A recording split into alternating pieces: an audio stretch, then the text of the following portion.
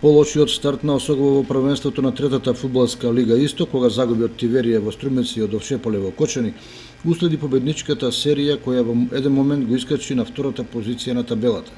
Меѓутоа, по двата едно по друго порази од Каменица Саса во Каменица и од Плачковица во Кочани и третиот кој се очекува од Беласица во Струмица, сосема известно е дека следува лош завршеток на полусезоната. Осогово веќе падна на петото место, а може да заврши уште подолу на првенствената табела. Кои се причините за ваквите осцилации во играта и резултатите не е тешко да се предпостави. Примарен проблем е ограничениот број на квалитетни фудбалери. Жолтосините и во ова првенство се подпираат на искусни фудбалери кои се на залезот на кариерата, а младите не напредуваат според очекувањата. Згора на тоа, клубот многу лесно се откажа од услугите на Аксентиев, Паунов и неколку други фудбалери, со што клубата остана претенка за да одговори на големите предизвици како што се водечките клубови.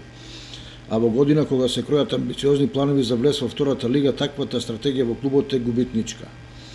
Доколку во мини преодниот рок, кој ќе уследи по завршувањето на есенската полусезона, не се ангажираат најмалку 4 квалитетни фудбалери, тогаш сосем известно е дека Осогово ќе остане во рангот на просечните третолигашки екипи, далеку од можноста да ги загрози водечките Беласица, Плачковица, Овчеполе и Каменица Саса, бидејќи напролет ќе биде уште потешко поради гостувањата во Свети Николе и во Радовиш.